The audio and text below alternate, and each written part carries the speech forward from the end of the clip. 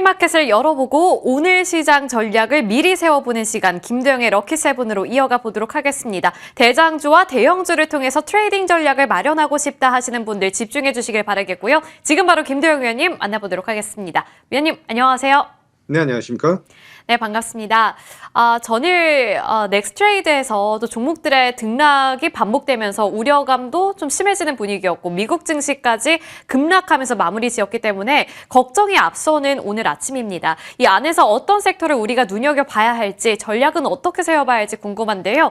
오늘 원전과 반도체 주셨는데 원전이 오늘 심상치 않습니다. 모두 다 두산 에너빌리티를 제외하고서는 급등하고 있는데 어떤 전략 가져가 볼까요? 원전 시장에 대한 확대가 이전까지는 국내 시장에서는 어떻게 보면 정책적인 불확실성이 계속 확대되었던 그런 상황이었다라고 한다면 이제 국내 에너지 믹스 정책에서 원전에 대한 니즈를 확대하겠다라고 하는 정책적인 수혜주로 바뀌고 있는 그런 모습이다라고 볼 수가 있겠죠. 여기서 유럽 시장에서 35년 동안의 탈원전을 진행을 했던 이탈리아까지도 탈원전을 폐기하면서 원전 확대를 통한 글로벌 니즈가 더욱더 증대되고 있다라고 보시면 될 것 같습니다. 이탈리아는 SMR 및 2050년까지 국가 전력의 11% 이상을 원전으로 충당을 하겠다라고 하는 그런 발표를 한 것으로 통해서 우리나라 원전이 유럽향 매출 기대감 확대로 이어질 가능성에 무게를 두고 있는 그런 상황이다라고 보시면 될 것 같아요. 추가적으로 전일자 나온 얘기가 국내 발전 5사를 한국발전공사로 통합을 하겠다라고 하는 그 통합안이 본격화될 것에 대한 기대감을 통해서 한국전력을 필두로 한 움직임이 상당히 잘 나타나고 있다라고 보시면 될 것 같아요. 조금 아쉬운 것은 두산 에너빌리티가 오늘 상승력이 좀 적게 나타나고 있는데 지금 현재 시장이 소부장단에 대한 집중도가 높아지고 있다라고 한다면 제가 12월 19일과 그리고 1월 12일 두 번에 걸쳐서 안내를 드렸던 우진 같은 경우가 지금 현재 흐름이 상당히 잘 나타나고 있다라고 보시면 될 것 같아요.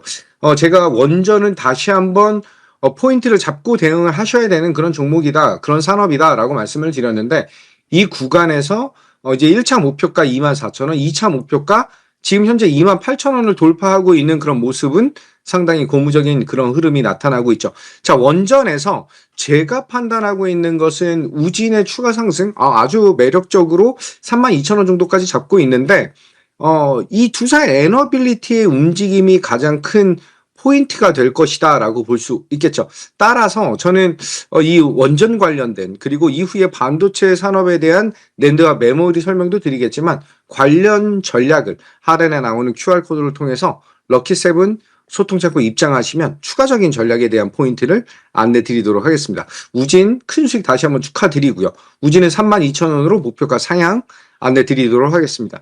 자, 반도체 섹터도 전일자 미 시장의 빅테크 기업들에 대한 조정이 나타났어요. 하지만 이 안에서 마이크론과 샌디스크 등의 메모리와 낸드 시장에 대한 기업 상승은 여전히 이어지고 있다라고 볼 수 있겠죠.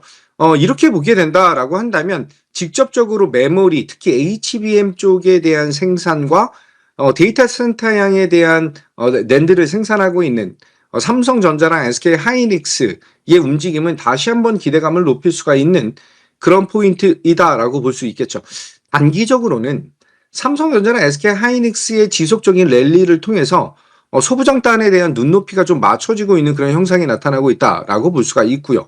저는 작년 4분기에 대한 실적 발표가 이제 2월 중순까지 이루어져야 되기 때문에 이 동안의 메이저들, 외인 또는 기관들의 매집이 들어가 있는 지속적인 매수가 들어가 있는 그런 종목들은 이제 주목도를 좀 높이고 대응해야 되는 것이 아닌가라고 말씀드리겠습니다. 그 안에서 지금 현재 삼성 파운드리에 대한 니즈가 계속 확대되고 있다라고 본다면 지금 전일자 안내드렸던 두산 테스나가 이제 윗꼬리를 달고 나서 55,000원을 찍고 나서 좀 조정이 나타났는데 21선에 대한 지지 여부를 확인하고 추가 상승에 대한 기대감을 좀 높일 수 있는 그런 구간이다라고 볼 수가 있고요.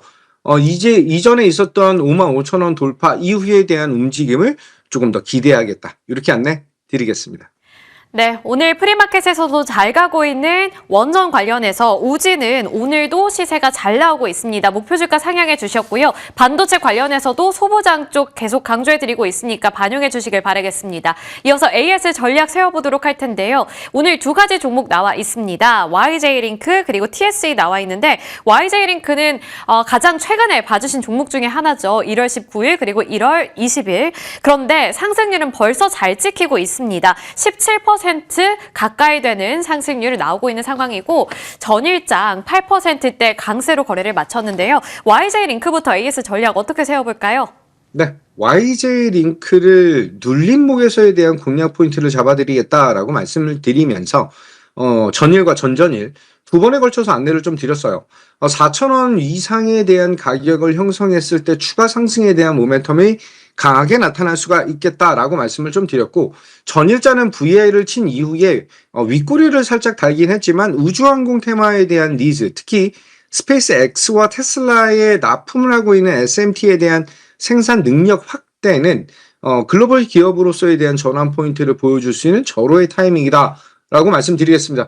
여전히 4,800원 돌파에 대한 기대감을 좀 높이고 있는데 4,800원 이후부터는 다른 우주항공 종목들과 눈높이를 맞추러 굉장히 빠른 움직임을 보여줄 수 있는 종목이다라고 말씀드리고 이 종목은 사실 윗꼬리가 조금 달리는 그런 모습이 지속적으로 포착이 되고 있기 때문에 약간은 매매적인 측면으로 대응을 하셔라 라고 말씀드리겠습니다.